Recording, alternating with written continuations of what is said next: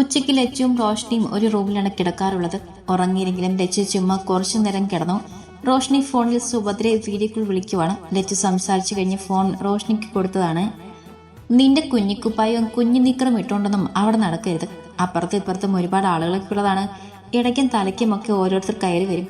പോരാത്തതിന് ഒന്നിന് മാത്രം പോന്ന ഒരു ചെറുക്കനുള്ള വീടാ. സ്ലീവ്ലെസ് ക്രോപ്പ് ടോപ്പുമാണ് റോഷ്നി ഇട്ടിട്ടുള്ളത്. അതുകൊണ്ട് സുഭദ്ര പിറുപിറുക്കുകയാണ്. ലച്ചു ആണെങ്കിൽ ഒരു ചീരിയോടെ എല്ലാം കേട്ടും മിണ്ടാതെ കിടക്കുന്നുണ്ട്. ഫോൺ റോഷ്നിയുടെ കയ്യിൽ കൊടുത്ത നിമിഷം മുതൽ ഇങ്ങനെ ഓരോന്നും പറഞ്ഞിട്ട് അമ്മ അവളെ ചൊറിയുകയാണ്. ഞാൻ പറഞ്ഞത് വരത് നീ കേട്ടോ. ഇങ്ങനെ ഒരുമാതിരിയുള്ള ഡ്രസ്സൊന്നും അവിടെ ഇട്ട് നടക്കല്ലേ. ഇങ്ങോട്ടൊന്നും ആരും വരില്ലമ്മേ. ഒന്നും വേണ്ടത് സുഭദ്ര പറയുന്നേ. ആർക്കോ വേണ്ടി കേൾക്കുന്ന പോലെ ഇരുന്നവൾ ആ നിമിഷം മനസ്സമായി ഒരു മറുപടി പറഞ്ഞു. അങ്ങോട്ട് ആരും വന്നില്ലെങ്കിലും അങ്ങനെയുള്ളതൊന്നും ഇടണ്ട. അവിടെ ലച്ചുവിന്റെ ഏട്ടനുള്ളതല്ലേ. അതിന് കണ്ണുകൾ അടച്ചു പിടിച്ച് ചിരിയോടെ കിടക്കുന്ന ലച്ചുവിനെ നോക്കിയാണ് അവളത് ചോദിച്ചത്. അതിനെന്താണെന്നോ സുഭദ്രയ്ക്ക് ദേഷ്യം വന്നു. എന്തൊക്കെയോ പറയണമെന്നുണ്ട്. പക്ഷെ ലച്ചു അതിനെ എങ്ങനെ എടുക്കുമെന്ന് അറിയില്ലല്ലോ. അതുകൊണ്ട് പല്ല് കടിച്ച് പിടിച്ചുകൊണ്ട് അവളെ നോക്കി കണ്ണോട്ടി. എന്നാൽ ലച്ചുവിന് അങ്ങനെ കേട്ടിട്ടും ഒന്നും തോന്നിയില്ല. ഒരമ്മയുടെ വാക്കുകളാണ് അവ. മകളോടുള്ള ഒരമ്മയുടെ കരുതൽ. അതിൽ അവൾക്ക് എന്ത് തോന്നാൻ. എന്റെ പൊന്നമ്മേ, ഈ പറഞ്ഞ ഏട്ടത്തിയുടെ ഏട്ടനൊരു പാവ. എന്റെ ഏട്ടന്മാരുടെ മുന്നിൽ ഞാൻ ഇങ്ങനെയുള്ളതൊക്കെ ഇട്ട് നടക്കില്ലേ. അതുപോലെയുള്ളൂ ഇവിടെ. ഇനി മറ്റുള്ളവർ കണ്ടുകൊണ്ട് വരുമോ എന്ന ചിന്തയുള്ളത് കൊണ്ട് കുറച്ചൊക്കെ ഞാൻ നോക്കുന്നുണ്ട്. ഞാൻ കാരണം അമ്മയുടെ മരുമകൾക്ക് ഒരു പേദോഷം വരുതല്ലോ, അതുകൊണ്ട് മാത്രം. റോഷ്നി സുഭദ്രയെ നോക്കി ചിരിയോടെ പറയുമ്പോൾ ആ ചിരി ലച്ചുവിലും ഉണ്ടായിരുന്നു, സുഭദ്രയിലും ഉണ്ടായിരുന്നു. രണ്ടും കൂടെ എന്തെങ്കിലും ചെയ്യ്. ഹരി വെറുതെ ദേഷ്യം പിടിപ്പിക്കരുത്. നിനക്ക് വേണ്ടതൊക്കെ ഓർഡർ കൊടുക്കാനൊന്നും നിൽക്കരുത്. മര്യാദയ്ക്ക് നിന്നോണം. സുഭദ്ര പറയുമ്പോൾ റോഷ്നി നോക്കിയത് ലച്ചുവിനെയാണ്. അടക്കി പിടിച്ച ആ കണ്ണുകൾ മുറുക്കെ ചിമ്മിയിട്ടുണ്ട്. വേറെ ഒന്നുമല്ല, മരുമകളെല്ലാം അതുപോലെ അമ്മായിമ്മയുടെ അടുത്ത് കൊളുത്തി കൊടുക്കും. അതാണ് ആ ചമ്മലിന്റെ അർത്ഥം. അമ്മ വെച്ചോ, എനിക്ക് ഉറക്കം വന്നിട്ട് പാടില്ല. ഇനി നാളെ വിളിച്ചാൽ മതി. ഞാൻ ഇന്ന് എഴുന്നേൽക്കില്ല. നാളെ രാത്രി എഴുന്നേൽക്കും. അന്നേരം വിളിച്ചാൽ മതി. വീണ്ടും എന്തോ പറഞ്ഞ് ഉപദേശിക്കാനുള്ള വരവാന്ന് മനസ്സിലായതും റോഷ്നി വേഗം പറഞ്ഞൊരു ഫോൺ കട്ടാക്കി. ശേഷം മാഞ്ഞ് ശ്വാസം വലിച്ചു വിട്ടു. ലച്ചു കണ്ണുകൾ തുറന്ന റോഷ്നിയെ നോക്കിയ നേരം റോഷ്നി ഒരു തലയിനെ എടുത്ത് അവളെ ഒരു ഏറ് വെച്ച് കൊടുത്തു. ലച്ചു ചിരിച്ചുകൊണ്ട് കമിഴ്ന്ന് കിടന്നതും റോഷ്നി അവളുടെ മുകളിലേക്ക് ചാടിക്കയറി കിടന്നു. പിന്നെ അവിടെ യുദ്ധമായിരുന്നു. ഹോ! കുറച്ചു കഴിഞ്ഞതും ലച്ചുവിന്റെ കണ്ണിൽ നിന്നും വെള്ളം വന്നതും അവളെ ഇക്കിളിപ്പെടുത്തിയവൾ ദീർഘമായെന്ന് ശ്വാസം വലിച്ചു വിട്ട ശേഷം ബെഡിലേക്ക് മലർന്ന് കിടന്നു. ചിരിച്ച കണ്ണിൽ നിന്ന് വെള്ളം വന്ന ലിച്ചും ബെഡിലേക്ക് കമിഴ്ന്ന് കിടന്നു. എന്നോട് കളിച്ചാൽ ഞാൻ ഇതുപോലെ ചിരിപ്പിച്ച് കൊല്ലും. ഹാ! റോഷ്നി പറഞ്ഞതും ചെറിയൊരു കിതപ്പോടെ ലച്ചുവോടെ നോക്കി. ഇങ്ങനൊരു പെണ്ണ്. കുറെ കസിൻസ് പെൺകുട്ടികളുണ്ടായിട്ടുണ്ട്. പക്ഷെ ആരും ഇത്ര സ്വാതന്ത്ര്യം കാണിച്ചിട്ടില്ല. ഒരു പക്ഷെ ലച്ചു ഒത്തിരി ഉൾവലിഞ്ഞ പ്രകൃതമായതുകൊണ്ടാവാം ആരും അങ്ങനെ അടുപ്പം കാണിക്കാത്തത്. എന്നാൽ ഇവിടെ എങ്ങനെയായാലും ആൾക്ക് കുഴപ്പമില്ല. ഞാൻ വല്ലാതെ ബുദ്ധിമുട്ടിക്കുന്നുണ്ടോ?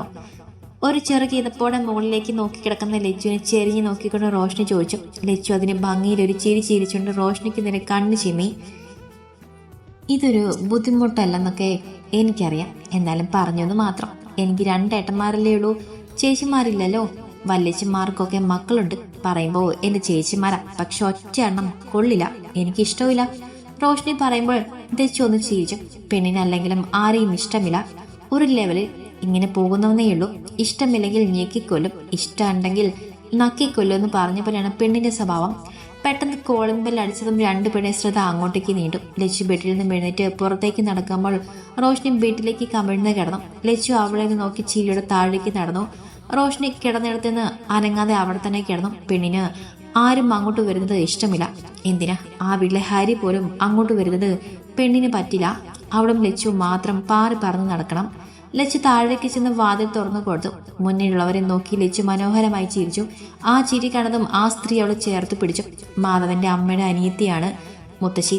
ചടങ്ങുകളെല്ലാം കഴിഞ്ഞ് മരിച്ച ദിവസം രാത്രി പോയതാണ്. കൂടെ മൂത്ത മകനും ഭാര്യയുമുണ്ട്. ഇത്തിരി അധികം ഉള്ളിടത്തെയാണ്. അതിന്റെ അഹങ്കാരം നല്ലോളമുള്ള സ്ത്രീയാണ്. അകത്തേക്കിരിക്കാം. അവളെ ചേർത്ത് പിടിച്ച മുത്തശ്ശിയെ നോക്കി അവൾ പറഞ്ഞു. അവർ ലച്ചുവിനെ നോക്കിക്കൊണ്ട് അകത്തേക്ക് കയറി. ഹരിയില്ലേ? മുത്തശ്ശിയുടെ മകൻ മഹേഷ് ചോദിച്ചുകൊണ്ട് സെറ്റിയിലേക്ക് ഇരുന്നു. ഇല്ല, ഏട്ടൻ ഓഫീസിൽ പോയി. മോൾ ഒറ്റയ്ക്കാണ് ഇവിടെ? ആ വലിയ വീടിനെ മൊത്തമായി നോക്കിക്കൊണ്ട് മഹേഷ് ചോദിച്ചു. അല്ല, എന്റെ ഭർത്താവിന്റെ അനിയത്തിയുണ്ട് ഇവിടെ. ലച്ചു അങ്ങനെ പറഞ്ഞതും അവർ പരസ്പരം ഒന്ന് നോക്കി. മരിക്കുന്നതിന്റെ കുറച്ച് ദിവസം മുൻപ് ലച്ചുവിന്റെ ബന്ധത്തെക്കുറിച്ച് മാധവൻ അവരുടെ വീട്ടിൽ പോയി പറഞ്ഞിട്ടുണ്ട്. മാധവന്റെ അമ്മ മരിച്ചത് കൊണ്ട് തന്നെ മാധവൻ അവർ അമ്മയുടെ സ്ഥാനത്തായിരുന്നു. അതുകൊണ്ടെല്ലാം പറയും, അഭിപ്രായം ചോദിക്കുമായിരുന്നു. മോളെ ഭർത്താവോ? കിച്ചുവേട്ടൻ ഇവിടെയില്ല, ഹൈദരാബാദ് പോയിരിക്കാം, കുറച്ചു ദിവസം കഴിയും വരാൻ. ലച്ചു പറയുമ്പോൾ അവർ മൂളി. ആ ബന്ധം അവസാനിപ്പിക്കുകയാണെന്ന തരത്തിലൊന്നും അവർക്ക് ആ സംസാരത്തിന് തോന്നിയില്ല. വീണ്ടും എന്തോ പറയാൻ തുടങ്ങിയ മുത്തശ്ശിയുടെ കണ്ണുകൾ സ്റ്റെപ്പ് ഇറങ്ങി വരുന്ന റോഷ്നിയിൽ പതിഞ്ഞു. ഇതാണ് എന്റെ നാത്തൂൻ റോഷ്നി. ലച്ചു പറഞ്ഞതും 3 പേരുടെയും കണ്ണുകൾ ഒരുപോലെ റോഷ്നിയിലേക്ക് നീണ്ടും. ഭാഗ്യം, കുട്ടിക്കുപ്പായമൊക്കെ മാറ്റിയിട്ടുണ്ട്. റോഷ്നി 3 പേരെയും കണ്ണു ചുരുക്കി നോക്കി. ഓരോന്നിങ്ങനെ വരും. റോഷ്നി 3 പേരെയും നോക്കി ചിരിച്ചുകൊണ്ട് സ്റ്റെപ്പ് ഇറങ്ങി. എല്ലാവരുടെയും കണ്ണുകൾ റോഷ്നിയിലാണ്. പേരുകേട്ട കുടുംബമായതുകൊണ്ട് അവർക്കൊക്കെ അവളെ അറിയില്ലെങ്കിലും ദേവേന്ദ്രനെ അറിയാം. അവരുടെ മകൻ രുദ്രനെയും റയാൻഷിനെയും അറിയാം.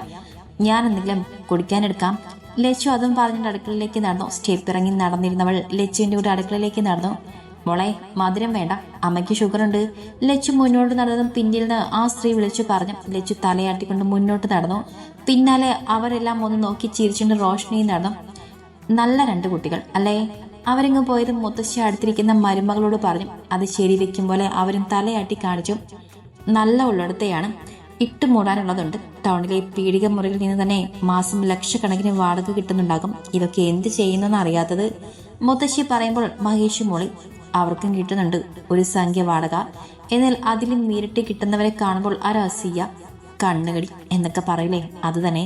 ലച്ചു 3 ഗ്ലാസ് ജ്യൂസ് കൊണ്ടുവന്ന് അടുക്കളയിൽ നിന്ന് പുറത്തേക്ക് വരുമ്പോൾ പിന്നാലെ റോഷ്നിയും ഉണ്ടായിരുന്നു. ഈ വരുന്നവരെയും പോകുന്നവരെയും കാണാനുള്ള ആഗ്രഹം കൊണ്ടൊന്നുമല്ല പെണ്ണ് അവരുടെയൊക്കെ മുന്നിൽ വന്ന് നിൽക്കുന്നത്.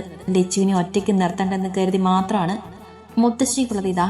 മുന്നിലെ ഗ്ലാസ് കാണിച്ചു കൊടുത്തുകൊണ്ട് ലച്ചു പറഞ്ഞതും അവർ ഒരു ചിരിയോടെ ആ ഗ്ലാസ് കയ്യിലെടുത്തു. ലച്ചു അവർക്ക് അപ്പുറവും ഇപ്പുറവും ഇരിക്കുന്നവർക്കും കൊടുത്തു. ഈ കുട്ടിയെ മോൾക്ക് തുണക്കി നിർത്തിയിരിക്കുകയാണോ? മുത്തശ്ശി ജ്യൂസ് ഗ്ലാസ് ചുണ്ടിൽ നിന്ന് അകത്തി മാറ്റി ചോദിക്കുമ്പോൾ ലച്ചു തല കുലുക്കി കാണിച്ചു. എന്തിനാ അതിന്റെ ആവശ്യം? അപ്പുറത്തും ഇപ്പുറത്തും ഒക്കെ നമ്മുടെ ആൾക്കാർ തന്നെയല്ലേ. അവിടെ പോയി നിൽക്കാലോ, അല്ലെങ്കിൽ അവർക്ക് ആർക്കെങ്കിലും ഇങ്ങോട്ട് വരാലോ. അതൊന്നും ചെയ്യാതെ എന്തിനാ ഈ കുട്ടിയെ ബുദ്ധിമുട്ടിച്ചത്? മുത്തശ്ശി പറയുമ്പോൾ റോഷ്നി അവരെ നാടിമുടി നോക്കി. ശേഷം ലച്ചുവിനെ നോക്കി. ഇവരെ എനിക്ക് ഒട്ടും പിടിക്കുന്നില്ലെന്ന പോലെ ഒരു നോട്ടം. അവർക്ക് ഓരോ കുടുംബമായി കഴിയുന്നതല്ലേ മുത്തശ്ശി? എനിക്കാണെങ്കിൽ ഇപ്പോ അങ്ങോട്ടും ഇങ്ങോട്ടൊന്നും പോകുന്നതും ഇഷ്ടമല്ല. ലച്ചു അങ്ങനെ പറഞ്ഞതും മുത്തശ്ശിയും അടുത്തിരിക്കുന്ന സ്ത്രീയും അവളെ നോക്കി. അവർക്കറിയുന്ന ശ്രീലക്ഷ്മി ഇങ്ങനെ മുഖത്ത് നോക്കിയൊന്നും സംസാരിക്കില്ല. എന്തെങ്കിലും പറഞ്ഞാൽ ഒരു ചെറു ചിരിയോടെ നിൽക്കുന്ന പെൺകുട്ടിയാണ്. കല്യാണം കഴിഞ്ഞപ്പോൾ വന്ന മാറ്റം. ഞാൻ പറഞ്ഞതേയുള്ളൂ, നമ്മുടെ ആളുകൾ ഉണ്ടാകുമ്പോൾ ഈ കുട്ടി ഇങ്ങനെ ബുദ്ധിമുട്ടിക്കുന്നത് ശരിയല്ലല്ലോ. അവർ പറഞ്ഞതും റോഷിനി പല്ല് കടിച്ചു. പെണ്ണിന് സംസാരമൊന്നും പറ്റുന്നില്ല. കുടുംബത്തിലുള്ള എല്ലാം ഒരുപോലെയാണല്ലോ എന്നൊരു ചിന്തയിൽ അവൾ ലച്ചുവിനെ നോക്കി.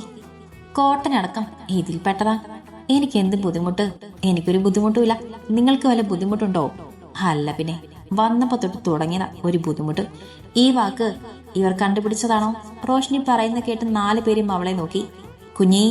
ലച്ചു റോഷ്നിയുടെ കയ്യിൽ മുറുക്കെ പിടിച്ചുകൊണ്ട് കണ്ണോട്ടി.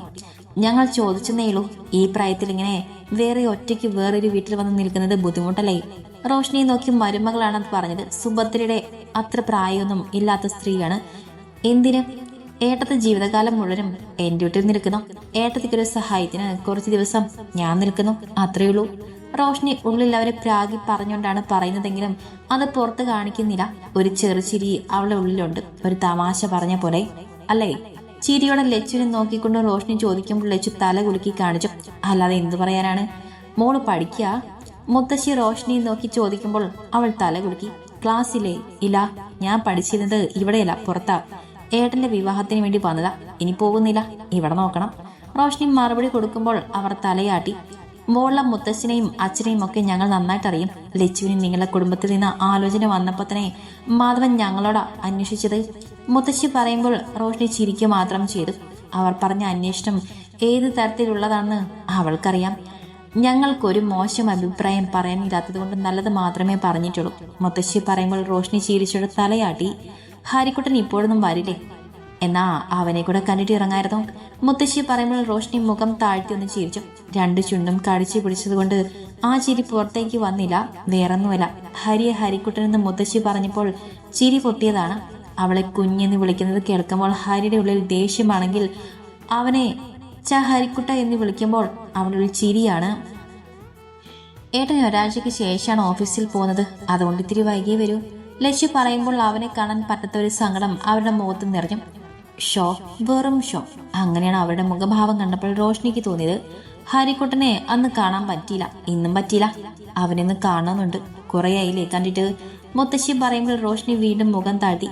ആ അജാനുബാഹുവിനെ ഹരിക്കുട്ടൻ എന്നൊക്കെ പറയാൻ ഇവിടെ തലയ്ക്ക് വല്ല ഓളം ഉണ്ടോ? കുറെ ദിവസമായി ഇങ്ങോട്ടൊന്ന് വരണം, മക്കളെ കാണണം എന്നൊക്കെ കരുതുന്നു. ഒറ്റയ്ക്ക് വരാൻ കഴിയില്ല, ആരെങ്കിലും ഒപ്പം വേണം. ഇവർക്കൊക്കെ ആണെങ്കിൽ ഓരോരോ തിരക്കും. ഒരു മിനിറ്റും മാറിയ ലക്ഷങ്ങളുടെ നഷ്ടമാണ്. അതുകൊണ്ട് ഞാനായിട്ടൊന്നും പറയില്ല. മരിച്ചവർ മരിച്ചു, ബാക്കിയുള്ളവർക്ക് ജീവിക്കണ്ടേ? ആ വേർപാട്ടിൽ കരഞ്ഞോണ്ടിരുന്നാ നമ്മുടെ കാര്യങ്ങൾ നടക്കുമോ? മുത്തശ്ശി പറയുമ്പോൾ ലച്ചു ഒന്ന് ചിരിച്ചു. ഇവരൊക്കെ വന്നാലും പോയാലും അവൾക്കൊന്നുമില്ല. മുത്തശ്ശിയുടെ സ്ഥാനമാണെങ്കിൽ പേരക്കുട്ടികളായി കാണുന്നുണ്ടെങ്കിൽ, എന്തിനും മരിച്ചുപോയ മാധവനും മകനായി കാണുന്നുണ്ടെങ്കിൽ അവർ മരിച്ച ദിവസം തന്നെ പോവില്ലല്ലോ. ഒരു ദിവസമെങ്കിൽ ഒരു ദിവസം നിൽക്കുമായിരുന്നു. അത് ചെയ്തില്ല. എന്നാ ഞങ്ങൾ ഇറങ്ങട്ടെ മോളെ. കണ്ടോ ഇവന് ഓരോ കോൾ വരുന്നത്, ഇനിയും വേണം ശരിയാവില്ല. മുത്തശ്ശി ഫോണിൽ സംസാരിക്കുന്ന മഹേഷിനെ നോക്കി പറയുമ്പോൾ ലച്ചു തലയാട്ടി. ഭാര്യയുടെ അച്ഛനും അമ്മയും മരിച്ച് ഒരാഴ്ച കഴിഞ്ഞ ഉടനെ മോളുടെ ഭർത്താവ് ബിസിനസ് ട്രിപ്പിന് പോയത് ശരിയായില്ല. അവൻ ഇവിടെ വേണ്ടതല്ലേ? മുത്തശ്ശി സെറ്റിയിൽ നിന്ന് എഴുന്നേൽക്കുന്നതിന്റെ ഒപ്പം പറഞ്ഞു.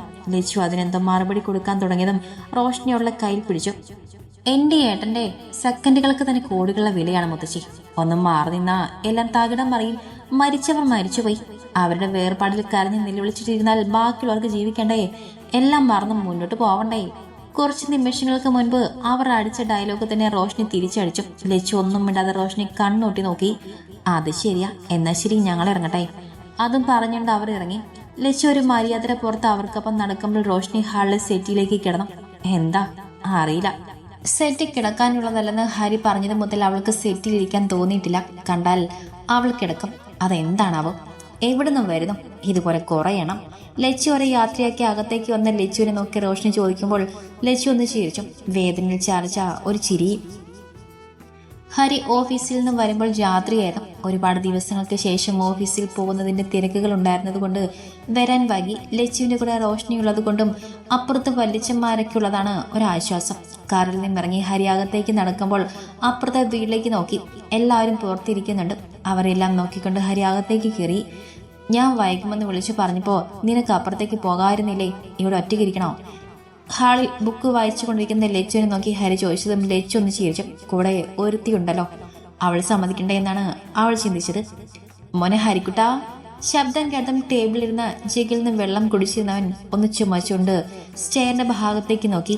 ഒരു കുട്ടി നിക്കറും ഒരു കുട്ടി ബനിയനും ഇട്ട് നിൽക്കുന്നുണ്ട്. ഹരിയുടെ കണ്ണുകൾ കൂർത്തു. എന്താടി? കയ്യിലുള്ള ജഗ് ടേബിളിൽ വെച്ചുകൊണ്ട് അവൻ അവൾക്ക് നേരെ തിരിഞ്ഞു. ലച്ചു രണ്ടുപേരെയും നോക്കിക്കൊണ്ട് അടുക്കളയിലേക്ക് നടന്നു. അവന് കൊടുക്കാൻ കോഫി ഉണ്ടാക്കാൻ വേണ്ടിയാണ് ആ പോക്ക്. ഹരിക്കുട്ടനെ മുത്തശ്ശി വന്നിരുന്നു ഇവിടെ. ഹരിക്കുട്ടനെ ചോദിച്ചു. അതിന്?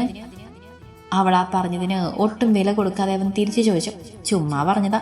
ഹരിക്കുട്ടൻ എന്ന് വിളിച്ചിട്ടും അവന് വലിയ മാറ്റമൊന്നും ഇല്ലെന്ന് കണ്ടതും റോഷ്നിയുടെ ഉത്സാഹമൊക്കെ കെട്ടടങ്ങി. അവൻ വിളിക്കുമ്പോഴല്ലേ ആ പേര് വിളിക്കാനൊരു ഉത്സാഹമുണ്ടാകും. ഇവിടെ അതില്ലല്ലോ. ഐസ്ക്രീം കൊണ്ടുവന്നില്ലേ? ചോദിക്കുന്നതിനൊപ്പം റോഷ്നിയുടെ കണ്ണുകൾ ടേബിളിലേക്ക് പോയി.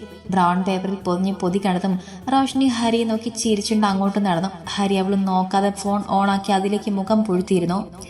താങ്ക്സ് ഹരിക്കുട്ട. ഐസ്ക്രീമിന്റെ ഡപ്പ പൊട്ടിച്ചുകൊണ്ട് ഹരിയുടെ അടുത്തിരിക്കുമ്പോൾ റോഷ്നി പറഞ്ഞു. ഹരി ഫോണിൽ നിന്ന് മുഖമുയർത്തി അവളെ നിന്ന് തുറച്ചു നോക്കി. റോഷ്നി ഒന്ന് ഇളിച്ചു കൊടുത്തു. ഹരി ഒന്നും മിണ്ടാതെ കയ്യിലുള്ള ഫോണിലേക്ക് തന്നെ മുഖം പുഴുത്തി. കോഫി? ലച്ചു പറഞ്ഞതും ഹരി മുഖമുയർത്തി ലച്ചുവിന്റെ കയ്യിൽ നിന്ന് കപ്പ് വാങ്ങി. ഏട്ടത്തേക്ക് വേണോ? ഒരു സ്പൂൺ വായിലേക്ക് വെച്ച് ലച്ചുവിനെ നോക്കി റോഷ്നി ചോദിച്ചു. ലച്ചു ചിരിയുടെ വേണ്ടെന്ന് തലയാട്ടി. ഇതൊക്കെ കഴിക്കാതെ എന്തോന്ന് ലൈഫ്? എല്ലാം കഴിക്കണം, എന്നാലേ ആരോഗ്യം ഉണ്ടാകൂ. റോഷ്നി വലിയ കാര്യത്തോടെ പറഞ്ഞതും കോഫി കുടിച്ചുകൊണ്ടിരുന്നവൻ മുഖം ചെരിച്ചുകൊണ്ട് അവളെ നിന്ന് നോക്കി. ഇതൊന്നും കഴിച്ചിട്ടുള്ള ആരോഗ്യം എന്റെ പെങ്ങൾക്ക് വേണ്ട.